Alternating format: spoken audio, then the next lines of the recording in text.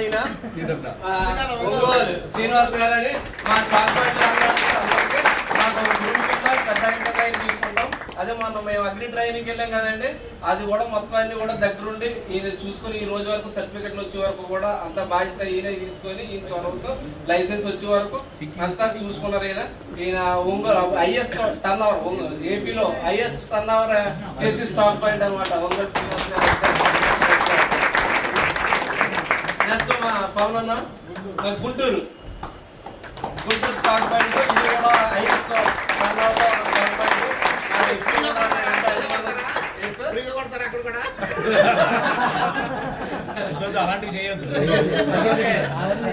సత్తెనపల్లి నుంచి రామారావు గారు రండి, జగన్ గారు రండి, గణపతి గారు గణపతి గారు జగన్ గారు అందరికీ తెలుసు. ప్రత్యేకంగా ఇంకా చెప్పాలంటే జగన్ గారు గణపతి గారు నీవేళ కలుసుకోవడం నేను ఫస్ట్ టైం. ఈయన సత్తెనపల్లి స్టాక్ పాయింట్ అంటే సత్తెనపల్లి రామారావు గారు ఈయన పైన సత్తెనపల్లి నుంచి వీళ్ళందరూ కూడా ఎప్పటి నుంచో స్టాక్ పాయింట్లు పెట్టి ఉన్నారు. ఈ రోజున అంత దూరం నుంచి ఈయన ఒంగోలు నుంచి వచ్చిన, గుంటూరు నుంచి వచ్చిన, సత్తెనపల్లి నుంచి వచ్చిన వీళ్ళు అసలు నాకు సడన్ సర్ప్రైజ్ ఇచ్చారు. నేను అసలు పిల్లలేదు నాకేదో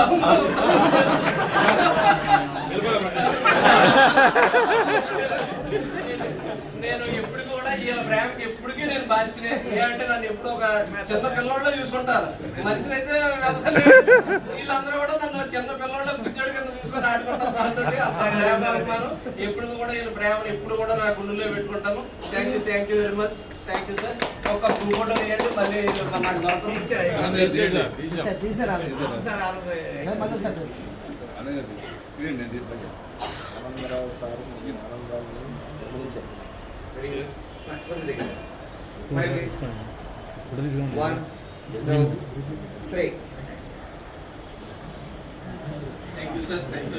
ఆ మధ్యలోకి సేల్స్ ఆపరేషన్స్ జాయిన్ అయితే సేల్స్ ఆపరేషన్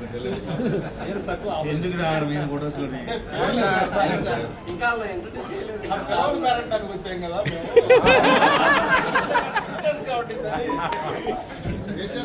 ఈ ఫోటో తీయండి.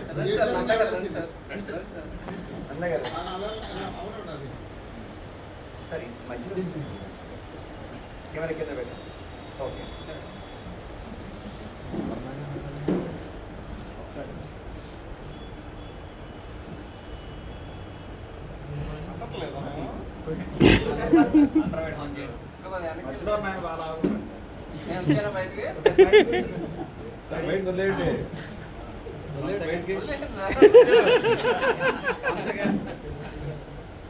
తీసుకుపోతున్నారు.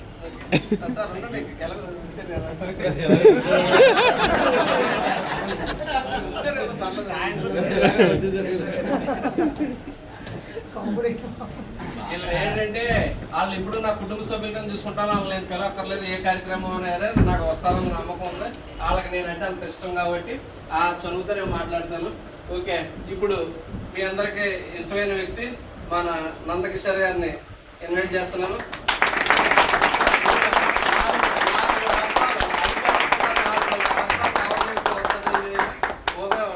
ఈ రోజు ఒక స్టేట్ లో ఉంటే మర్నాడు ఇంకో స్టేట్ లో కనబడతారు. ఎప్పుడు ఏ స్టేట్ లో ఉంటారో తెలియదు. అసలు అలిపన్నది ఉండదు. ఎనీ టైం ఎక్కడ మీటింగ్ అయినా ఎన్ని గంటలైనా నాన్ స్టాప్ గా మాట్లాడే సత్తా. నిజంగా ఇలాంటి లీడర్స్, ఇలాంటి స్టాఫ్ మనకి కంపెనీ తరఫున మనకు దొరకడం చాలా అదృష్టం. అది మనం ఎంతలాగా ఏమో ఉపయోగించుకోవాలన్నది మన చేతిలో ఉంది. Thank you sir. అవన్నీ పొందారు సార్. నా ప్రేమ నేను ఈరోజు మీరు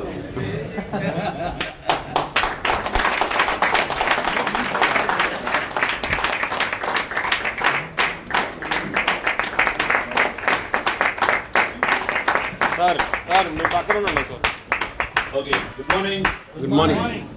so first of all sir ఒక్క ఫోటో కృష్ణ గారికి సార్ కొత్త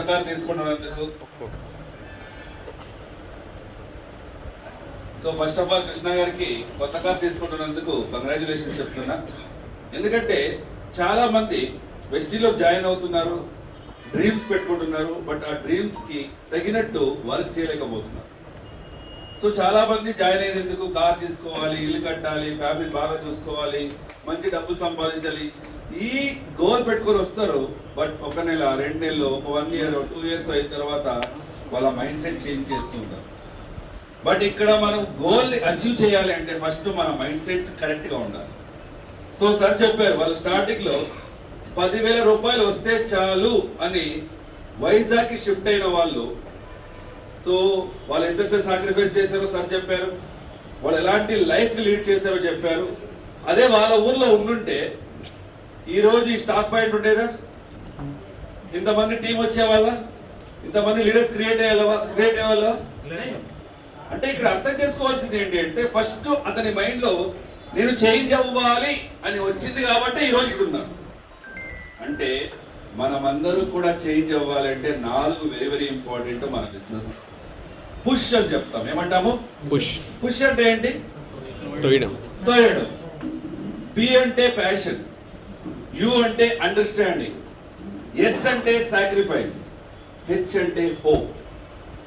అంటే ప్యాషన్ తో నేను వర్క్ చేస్తాను అని నా మైండ్ నేను డిసైడ్ చేసుకుంటే నేను ఈ బిజినెస్ ని క్లీన్ గా అర్థం చేసుకోగలను. దాన్నే అండర్స్టాండింగ్ అంటారు. ఎప్పుడైతే నేను అండర్స్టాండింగ్ చేసుకుంటానో నా లైఫ్ లో కొన్ని మనము సాక్రిఫైస్ చేయాలి. సో మనము ఈ పెళ్లికి వెళ్ళేదో, లేకపోతే సండే సాటర్డే లీవ్ తీసుకోవాలి అనేదో, ఏదో ట్రిప్ వెళ్ళాలి అనేదో, అవన్నీ కూడా స్టార్టింగ్ లో మనం ఏం చేయాలి? సాక్రిఫైస్ చేయాలి. సాక్రిఫైస్ చేసిన తర్వాత మన మీద మనం నమ్మకం పెట్టుకొని ముందుకు వెళ్ళాలి. బట్ ఈ 4 కూడా చాలా మంది చేయట్లేదు. కొంతమంది 3 చేస్తున్నారు, కొంతమంది 2 చేస్తున్నారు, కొంతమంది 1 చేస్తున్నారు. అవునంటారా కాదంటారా? బట్ ఈ రోజు వీళ్ళు కార్ తీసుకుంటున్నారు అంటే సార్ ఈఎంఐ ఎంత చెప్పారు? 1/4. అది కూడా కరెక్ట్ చూడండి, అక్కడ కూడా సెట్ అయ్యారే 1/4. సో నేను ఒకటే చెప్పాను కింద మాట్లాడేటప్పుడు, సార్ మీ ఈఎంఐ ఏదైతే వస్తుందో ఆ ఈఎంఐ డిఎల్సిపిలో వచ్చే ప్రాఫిట్ లో మీరు పే చేయకూడదు అని చెప్పాను. ఏం చెప్పాను నేను? డిఎల్సిపిలో వచ్చే ప్రాఫిట్ లో పే చేయకూడదు. అంటే దాని అర్థం ఏంటి? ఫీల్డ్కి వెళ్ళండి. డిఎల్సిపి బాధ్యత మీ వైఫ్ కో, మీ అబ్బాయి, వీళ్ళ అబ్బాయికో ఇచ్చేయండి, వాళ్ళు చూసుకుంటారు. ఫైనాన్షియల్ మ్యాటర్స్ లేకపోతే స్టాక్ రాలేదు, స్టాక్ ఇంతుంది అంతుంది, ఆడిటింగ్, అవన్నీ కూడా మీరు చూసుకోండి. సేల్స్ వాళ్ళు చూసుకుంటారు. బట్ ఆ సేల్స్ రావడానికి వీళ్ళు టీమ్ ని బిల్డ్ చేస్తే వాళ్ళ సేల్స్ వాళ్ళ దగ్గరికి వచ్చే వస్తుంది. ఇంకొక పాయింట్ కూడా చెప్పాను సార్. ఇప్పుడు ప్రెసెంట్ ఎన్ని లక్షలు వస్తుంది టర్న్ ఓవర్ అడిగా. సార్ అరౌండ్ 30 lakhs వస్తుంది సార్ అన్నారు. ఇప్పుడు 30 lakhs నుంచి 35 lakhs చేయాలంటే ఏం చేయాలని అడుగుతారు. ఏం లేదు సార్, వస్తున్న టీంనే బిల్డ్ చేస్తాను సార్, వాళ్ళ టీం మీద నేను డిపెండ్ అవుతాను సార్ అన్నారు. అంటే ఓకే, నువ్వు చెప్పింది కరెక్టే. రేపటి రోజు 10 కిలోమీటర్లు ఇంకొక డిఎల్సిపి ఓపెన్ అవుతుంది, అప్పుడేం చేస్తామని అడిగారు. అదే తర్వాత ఇంకొక 6 నెలలకి ఇంకొక డిఎల్సిపి ఓపెన్ అవుతుంది, అప్పుడేం చేస్తాం. అంటే ఇక్కడ డిఎల్సిపి సేల్స్ అనేది మనకు వస్తూ ఉంటుంది. బట్ అది ఎక్కువ అవ్వాలి అంటే నీ టీం ఫస్ట్ నీ దగ్గర ఉండాలి. వాళ్ళ సర్వీస్ ఇవ్వతో చెప్పను, బట్ ఆ సేల్స్ పెంచుకోవాలంటే సక్సెస్ ఫార్ములా నీ టీంని పెంచుకుంటే 5 లక్షలు నీకు అదనంగా వస్తుంది. ఈ రోజు 5 లక్షలు వచ్చేది అది 10 లక్షలకు రీచ్ అవుతుంది. సో 10,000 11,000 నువ్వు ఈఎంఐ కట్టాలి అంటే మినిమం నువ్వు 50,000 నీ నెట్వర్క్ ద్వారా రావాలి అని చెప్పాను. ఎందుకు 50,000 రావాలి? 50,000లో 10,000 ఈఎంఐకి వెళ్ళిపోయినా కూడా ఇంకెంత ఉందండి? 40,000. ఆ 40,000లో ఇల్లుకి రెంట్ ఉంటుంది, కరెంట్ బిల్ ఉంటుంది, పిల్లలకి ఫీజు ఉంటుంది, ఇంటికి ఖర్చులు ఉంటుంది.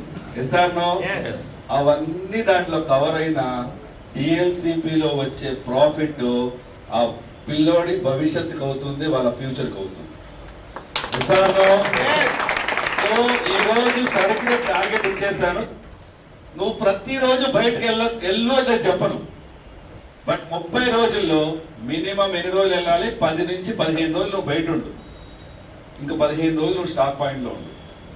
అక్కడ రావాల్సిన బిజినెస్ అక్కడ వస్తుంది, ఇక్కడ రావాల్సిన బిజినెస్ ఇక్కడ వస్తుంది. ఆంధ్రప్రదేశ్లో నువ్వు ఎక్కడైనా టీం బిల్డ్ చేయి, నువ్వు ఇక్కడ వచ్చి స్టాక్ పాయింట్లో బిల్లింగ్ చేసుకో. అర్థమవుతుంది నా పాయింట్? సో అంటే ఇక్కడ డ్యూయల్ ఇన్కమ్ ని మనం ఫోకస్ చేయకపోతే మనము కార్కి ఈఎంఐ కాదు, ఇంట్లో మనకి మన ఖర్చులు కూడా డబ్బులు అవ్వదు. సార్ చెప్పారు అప్పుడే, మనదైనా ఖర్చులు అనేది ఎక్కువ ఉంటుంది. స్టాక్ పాయింట్లో చాలా మంది అనుకోవచ్చు అంత వస్తుంది ఇంత వస్తుంది అనేసి, బట్ దాంట్లో ప్రెషర్ ఎక్కువ ఉంటుంది. ఆ ప్రెషర్ని వాళ్ళు ఫేస్ చేస్తూ ఉంటారు. స్టాక్ వచ్చిందా లేదా, కరెక్ట్గా ఉందా లేదా, క్వాంటిటీస్ వచ్చిందా లేదా, రాకపోతే చంద్రశేఖర్ గారికి ఫోన్ చేస్తే వాళ్ళు ఫోన్ ఎత్తారు, మెయిల్ చేస్తే రిప్లై చేయరు. ఆ టెన్షన్స్ ఎక్కువైపోతుంది. Yes or no? అంటే ఆ టెన్షన్ లో కూడా మనకి సర్వీస్ ఇస్తున్నారు. ఫస్ట్ వీళ్ళందరికీ కూడా నేను థ్యాంక్స్ చెప్తున్నా. బికాస్ వాళ్ళ తరఫున మన టీమ్స్ అందరికీ కూడా సర్వీస్ ఇస్తున్నారు. నేను జస్ట్ జోక్ గా చెప్పాను. ఈవెన్ చంద్రశేఖర్ గారు కూడా మనకి చాలా బాగా సర్వీస్ ఇస్తున్నారు. ఆ సర్వీస్ వల్ల ఈ రోజు కిందకి వెళ్తే బ్రాంచ్ లో ఫుల్ స్టాక్ ఉంది. నేను వచ్చినప్పుడే చెప్పా, మీ బ్రాంచ్ ఆఫీస్ కన్నా ఇక్కడ స్టాక్ ఎక్కువ ఉంది అన్న. అంటే దాని అర్థం ఏంటి అంటే వాళ్ళు వీళ్ళకి సపోర్ట్ చేస్తున్నారు కాబట్టి స్టాక్ ఉంది.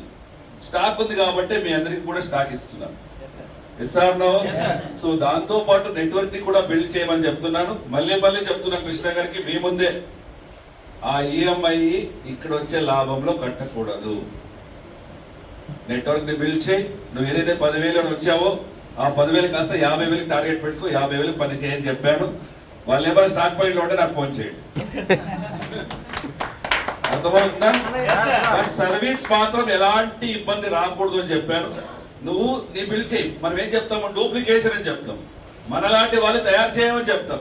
నువ్వు ఎలా స్టాక్ పాయింట్ ని మెయింటైన్ చేస్తున్నావో ఆ రెస్పాన్సిబిలిటీ మీ వైఫ్ కి ఇవ్వు, ఆ అబ్బాయికి ఇవ్వు. వాళ్ళని చూసుకుంటారు, ఇంకా మిగతా నువ్వు చూసుకొని చెప్తారు. సో మీకు అందరికీ కూడా మంచి జరగాలి.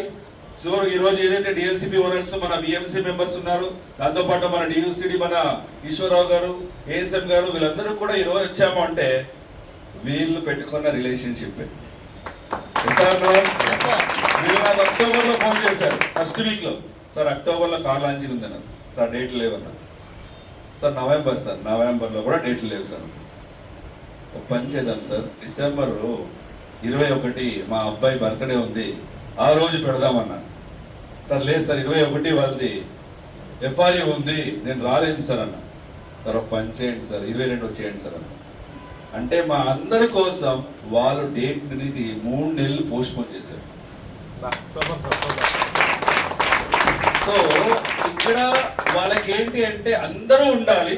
దాంతో పాటు వెరీ ఇంపార్టెంట్, ప్రతి ఒక్కరి దగ్గర కూడా రిలేషన్షిప్ ని చాలా బాగా మెయింటైన్ చేస్తారు. అప్పుడే మైక్ తీసుకున్నారు కదా, నాకు తెలియదు ఇంత మాట్లాడతారండి, ఏదో సరదాగా మాట్లాడతారు అనుకుంటే పొలిటీషియన్ కన్నా ఎక్కువ మాట్లాడతారు. అదే మాటల్ని బిజినెస్ లో పెట్టండి అని చెప్తాను. అర్థమవుతుందా?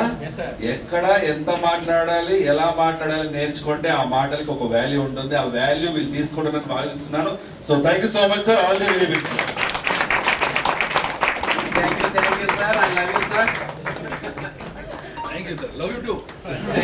Thank you sir. ఇప్పుడు మీకు చాలా మందికి తెలియని చూడని వ్యక్తిని ఒక వ్యక్తిని పరిచయం చేస్తాను. ఈ రోజు నేను అంత సర్వీస్ మీకు అందరికి ఇస్తున్నానంటే నాకు అంత సపోర్ట్ పైన ఉంటేనే కదా మీకు ఇవ్వగలను.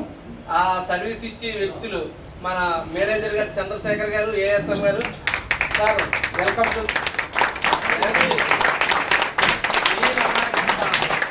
నైట్ అసలు యాక్చువల్గా వీళ్ళు 6-7 వరకు డ్యూటీ చేసి వీళ్ళు వెళ్ళిపోవాలి సార్. కానీ వీళ్ళు మాకు ముందే మెసేజ్ వస్తుంది, ఏ కస్టమర్ని వదలొద్దు, ఒక్క పీవీ వదలొద్దు. నేను నైట్ 12 వరకు నేను బ్రాంచ్లో ఉంటాను, మీకు ఏ సర్వీస్ కావాలన్నా ఇస్తాను కానీ 12 వరకు చేసి ఈ గ్రాన్యువల్ కానీ వాటర్ ప్యూరిఫైర్లు కానీ అన్ని ఇన్ టైంలో పీవీలు అందరికీ ఇచ్చి మీకు అన్నీ వస్తాయంటే దానికి కారణం నేను కాదు, మేనేజర్ గారు అక్కడ మీకు కనబడనే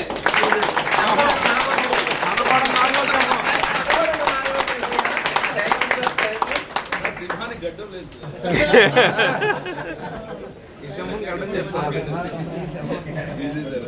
ఈ సింహం గడ్డం చేసుకోండి.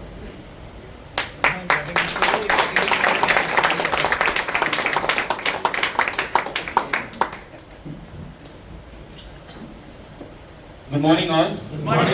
అంటే నా గురించి బాగా చెప్పకపోతే మళ్ళీ స్టాక్ ఆపేస్తాను. ఎవరి గురించి బాగా చెప్పినా చెప్పకపోతే నా గురించి చెప్పాలి, లేకపోతే మరుసటితో స్టాక్ అయిపోతుంది. ఎనీవే, ఫస్ట్ ఆఫ్ ఆల్ చాలా మందికి నేను ఎవరో తెలియదు. My name is Chandrasekhar, branch manager, operations చూసుకుంటాను. వైజాగ్ బ్రాంచ్ మీ అందరికీ తెలుసు టీము. సో బేసిక్గా నేను ట్రైనింగ్స్కి బయటికి ఎక్కడికి రాను. వాయిస్ లో వస్తుంది సార్. ఛార్జింగ్ అయిపోయింది.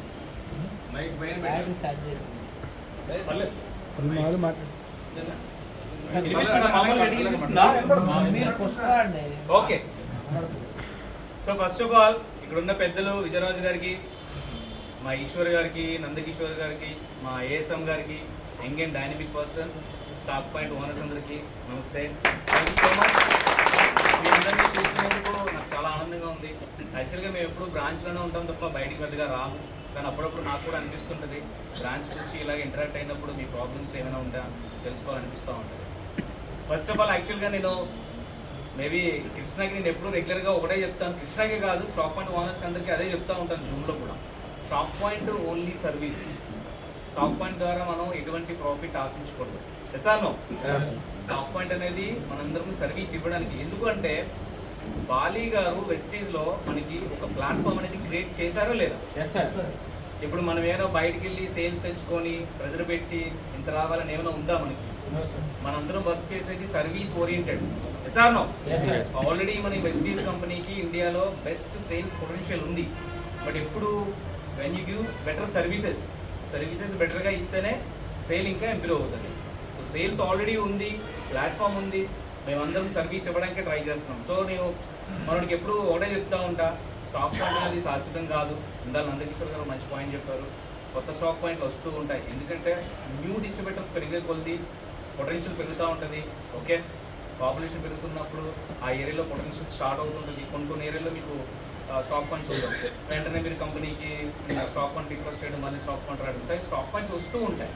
సో స్టాక్ పాయింట్ ఎక్కువగా వచ్చేటప్పుడు సేల్ అనేది డిస్ట్రిబ్యూట్ అవుతూ ఉంటుంది కొన్ని సందర్భాల్లో.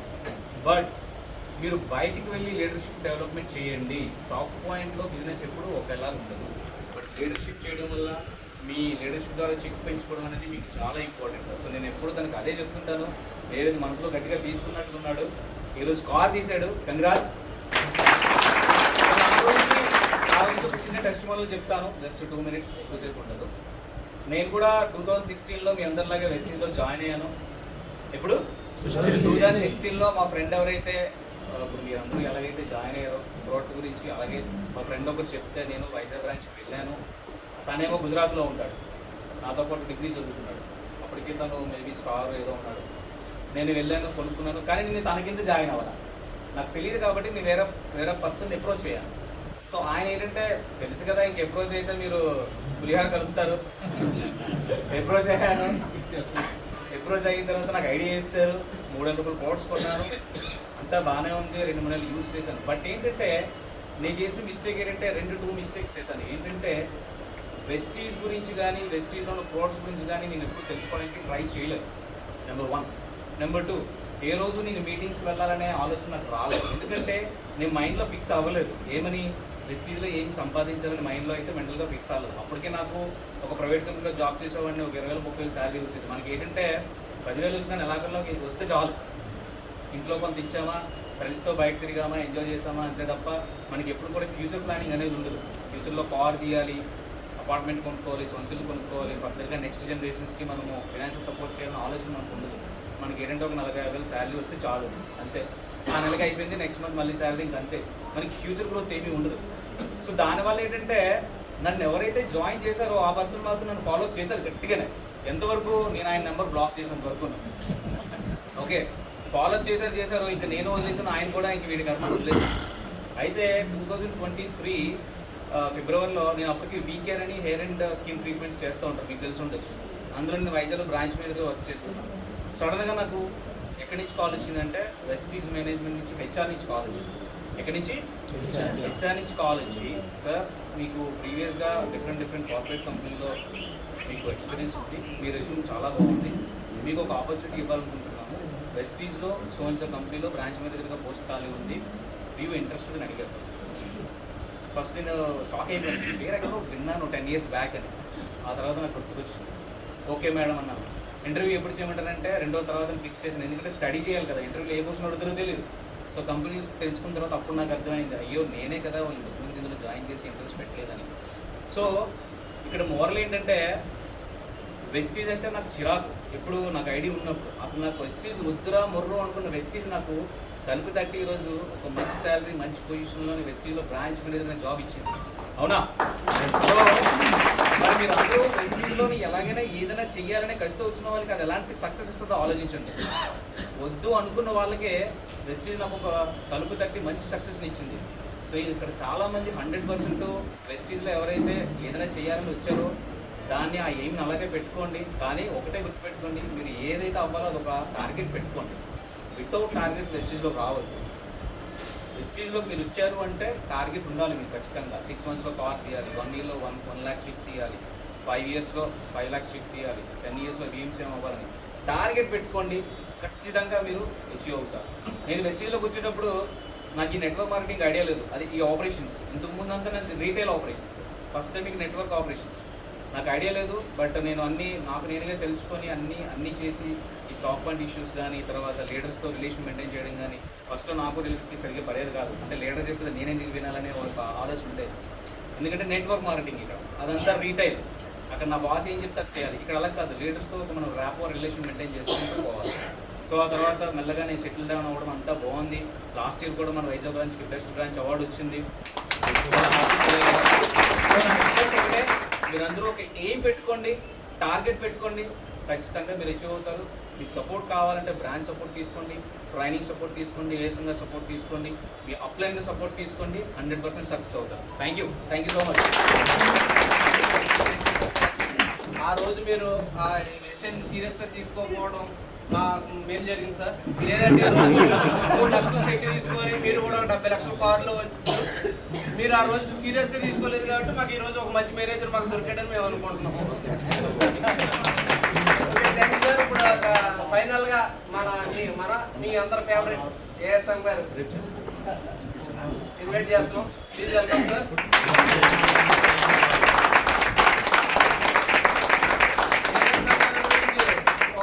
చెప్పాలి, ఇంతకుముందు ఏఎస్ఎం గారు ఎంతమంది తెలుసో తెలియదు. అసలు మేమే స్టాక్ ఫండ్ ఓనర్లో మాకు మీటింగ్ కావాలని ఫోన్ చేస్తే 10 సార్లు ఫోన్ చేస్తే ఒకసారి ఎత్తి నెక్స్ట్ టైం ఎంత ఇస్తాను. ఒక్క మీటింగ్ నేను చేయలేకపోయాను లాస్ట్ ఏఎస్ఎం గారితో. నాది పరిస్థితే కాదు, మ్యాక్సిమం అందరూ బ్రాంచ్ నుంచి ఇదే ప్రాబ్లం. కానీ ఈయన ప్రతి స్టాక్ పాయింట్ ఫోన్ చేసి నీకు ఎప్పుడు కావాలి మీటింగ్, నీకు ఎప్పుడు అసలు ఈయన్ని మేము ఏం పిలుచుకుంటామంటే అస్తమించిన సూర్యుడు.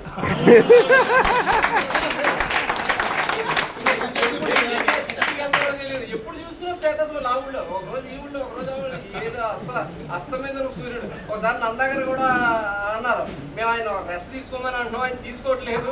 అలాగే ఈయనకి ఏంటంటే ఇంక పిచ్చి వదిలేస్తే ఉదయం నుంచి సాయంత్రం వరకు అలా సబ్జెక్ట్ చెప్తూనే ఉంటారు. అలాంటి స్టాఫ్ మనకు చాలా మంచి స్టాఫ్ దొరికారు. కాకపోతే మనం వాళ్ళని 100% మన లీడర్కి ఉపయోగించుకోలేకపోతున్నాం.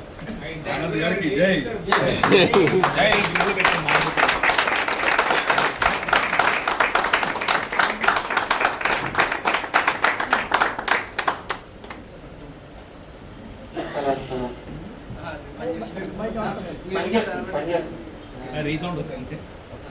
నా వాయిస్ కి మైక్ అవసరం లేదు, అవసరం లేదు కదా. So good morning all, very good morning అండి.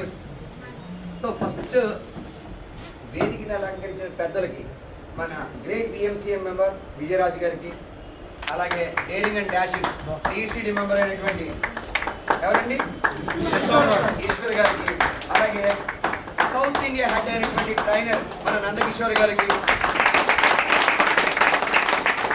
అలాగే ఆపరేషనల్ ఇష్యూస్ ఏమీ లేకుండా మీ అందరికీ సరైన సమయంలో సరిగ్గా స్టాక్స్ అవైలబిలిటీ చేస్తూ ఓకే మనందరికీ సపోర్ట్ ఇస్తున్న చంద్రశేఖర్ గారికి, అలాగే ఈ రోజు ఈ కార్యక్రమం ఎంత బాగా జరగాలంటే నేను పెళ్లి చేసుకుంటే సరిపోదు, పెళ్లి చూడడానికి పెద్దోళ్ళు రావాలి. ఎవరు రావాలి? ఆశీర్వదించడానికి రావాలిగా. మరి కార్ నేను లాంచ్ చేసుకుంటే సరిపోదు, మీరందరూ వస్తేనే అది సక్సెస్ అవుతుంది. అవునా? సో మరి మీరందరూ వచ్చారు కాబట్టి మీకోసం మీరు ఈరోజు ఈ కార్యక్రమం అయితే బాగా జరుగుతుందంటే మనం ఇక్కడ రావడానికి ముఖ్యమైన కారణం ఏంటి చెప్పండి? ఏంటి సో కృష్ణ గారు కార్ లాంచింగ్ అవునా కదా సో ఈ రోజు యాక్చువల్ ప్రొడక్ట్ అంటే మేము సిఎన్డి చెప్తాం లేదో తెలియదు కానీ ముందు ప్రొడక్ట్ మనం ఏం చేద్దాం ఈ రోజు కార్ లాంచ్ చేసిన తర్వాత ఆయన మనందరం మనస్ఫూర్తిగా ఆశీర్వదించి ఆయన బ్లెస్సింగ్ ఇచ్చి ఇలాంటి కారు ఎక్కడ దేంట్లో తీసుకున్నారు ఇప్పుడు వెస్టేజ్ లో తీసుకుని ఏం కడుతున్నారు నెలకి ఈఎంఐ కడుతూ ఏఎంఐని ఎక్కించుకోకుండా ఏఎంఐని ఎక్కించుకోకుండా వాళ్ళ భార్యతోనే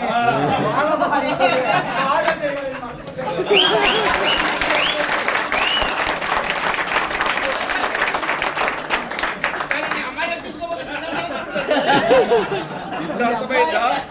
ఇద్దరు గోదావరి వాళ్ళు ఒక దగ్గర చేరితే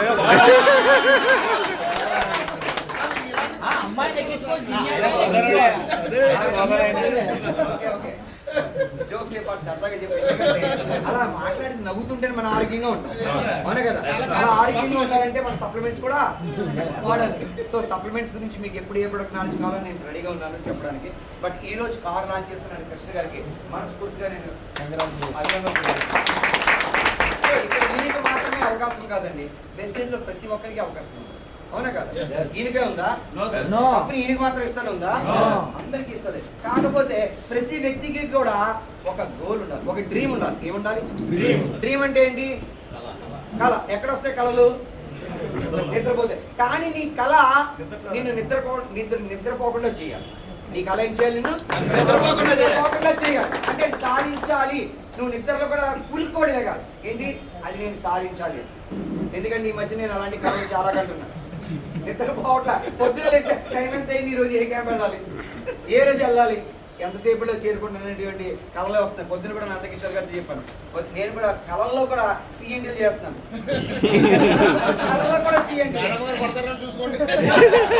కళల్లో కూడా అంటే కంపెనీ గురించి అంత ఎక్కువగా ఒకటి గుర్తించండి మానసికంగా శారీరకంగా నువ్వు ఏదైతే ఆలోచిస్తావో అదే నీకు వస్తుంది అవునా కదా బ్రెయిన్ లో నువ్వు ఏదైతే ఆలోచిస్తావు ఇక్కడ ఉన్న ప్రతి వ్యక్తికి కూడా ఒక గొప్పతనం ఉంది అమ్మ మీరు స్పెషలా కాదా మీరు స్పెషలా కాదా ఇక్కడున్న ప్రతి వ్యక్తికి ఒక దేవుడు ఒక వరం ఇచ్చాడు ఏంటో తెలుసా ఇక్కడున్న ప్రతి వ్యక్తికి దేవుడు చాలా అద్భుతమైనటువంటి వరాలను ఇచ్చాడు మనం గుర్తించట్లేదు అబ్బా నీకు తెలుసా ఒక డ్యూటీకి వెళ్ళాలంటే ఏం చేసి పెడతాం ఫింగర్ ప్రింట్ మా ఆఫీస్లో కూడా ఇప్పుడు మంచి డ్యూటీకి వెళ్ళాలంటే అటెండెన్స్ ఏమి ఇవ్వాలి మరి నీ బదులు నేను ఇచ్చా అంటే ఈ ఫింగర్ ఎవరికి ఉన్నాయి ప్రింట్స్ ఎవరికి ఉన్నాయి ఎవరిది అంటే నీది నేను భర్తీ చేయలేను నీ వర్క్ నేను చేయలేను మరి నువ్వు స్పెషలా కాదా మరి అప్పుడప్పుడు ఈ మధ్యకాలం ఫింగర్ ప్రింట్ కూడా తీసి కంటి చూస్తున్నారు రెటీనా అవునా ఏదైనా ఉద్యోగానికి వెళ్ళాలంటే అటెండెన్స్ వేయాలంటే కంటి రెటీనా అంటే నీ కంటి రెటీనా వేరే వాడుకుందా మరి నీది అంటే నువ్వు స్పెషలేగా నీకు తెలుసా నువ్వు పొద్దున లేచి నాలుక తీసుకుంటావు కదా నాలుక మీద కూడా గీతలు ఉంటాయి తెలుసా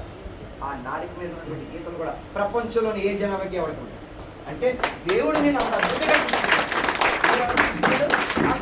నాకేమీ రాదు నేనేం చేయలేను ఎందుకు అనుకుంటున్నావు ఏదైనా చేయగలం ఎందుకంటే ప్రతి వ్యక్తికి ఏముండాలని చెప్పాను కళ ఉండాలి ఆ కళను సాధించాలంటే నీకు ఒక లక్ష్యం ఉండాలి ఏముండాలి ఒక గోల్ ఉండాలి ఆ గోల్ని నెరవేర్చాలి గోల్ని చేరుకోవాలంటే ఒక ప్రణాళిక ఉండాలి అంటే ప్లానింగ్ ఉండాలి ఆ ప్లానింగ్ ఇంప్లిమెంట్ చేస్తే ప్రతి ఒక్కరు సాధిస్తారు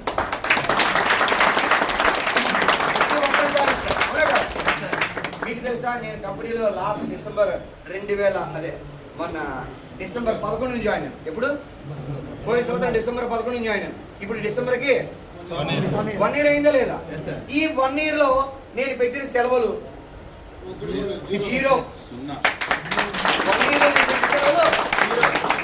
మన కంపెనీ లెక్క ప్రకారం 12 సిఎన్టీలు చేస్తే చాలు కానీ నేను ఎందుకు చేస్తానంటే నా కోసం కాదు నేను బాగా చేయాలి నాతో పాటు మీరు ఎదగాలి ఎవరు ఎదగాలి మీరు ఎదగాలి మీరు బాగుంటే మేము బాగున్నట్టే అవునా మీకు వస్తే డబ్బులు మాకేం పాకెట్లోకి రావుగా కానీ మీరు బాగుంటే మీ పెదాల మీద చిరుగుంటే మా యొక్క పని సక్సెస్ అయినట్ట మేము చేసినట్టు సక్సెస్ఫుల్ అవునా కదా సో కాబట్టి మీరందరూ బాగుండాలని మేము మనస్ఫూర్తిగా పనిచేస్తూ ఉంటాం అంతేకాదు మీకు ఏ టైంలో అయినా సర్వీస్ ఇవ్వడానికి మేము ఎప్పుడూ రెడీగా ఉంటాం ఏ టైంలో అయినా సర్వీస్ ఇవ్వడానికి అంతేకాదు ఇది ఒక కార్ లాంచింగ్ అనేది ఇది కేవలం ప్రారంభము మాత్రమే దేని కేవలం ఇక్కడ నుంచి ప్రతి నెల ఎవరో ఒకరు ఎక్కడో చోట కార్ లాంచింగ్ జరుగుతూనే ఉండాలి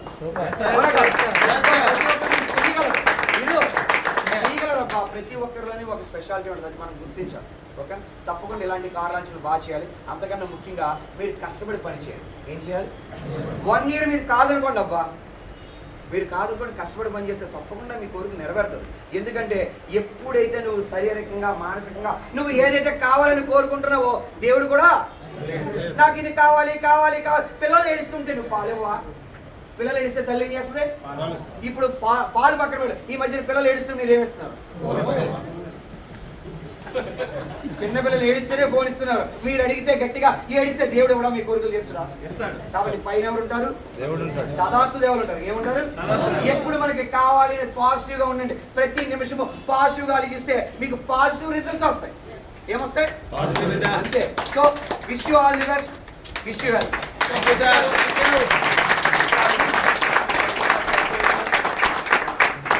ఈరోజు నాకు చాలా ఆనందంగా ఉందండి. కారు కొన్నందుకు కాదు, నా ఆత్మీయుల మధ్య, నా కొలీగ్స్ మధ్య, నా శ్రేయభిలాషుల మధ్య, అందరి మధ్య ఈ కార్యక్రమం జరగడం చాలా ఆనందంగా ఉంది. ఇక్కడ ఇంకో ముగ్గురు గురించి చెప్పాలి.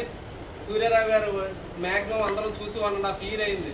ఈ రోజు ఆయన మన కారు ఓపెనింగ్ కోసం కొత్తగా ఆయన వచ్చారు. ఆయన హెల్త్ ఇష్యూస్ గ్రౌండ్ డైరెక్టర్ అనమాట. సూర్యారావు గారు గ్రౌండ్ డైరెక్టర్ ఉన్నారు. కొంత హెల్త్ ఇష్యూ అయ్యింది. ఇప్పటి వరకు ఆయన బెడ్ రెస్ట్లో ఉన్నారు.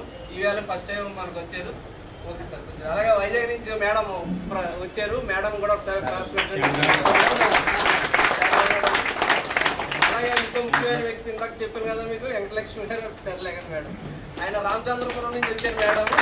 ఆ మేడంలో నాది ఒక అక్క తమ్ముళ్ళు అనుబంధం లాంటిది అనమాట.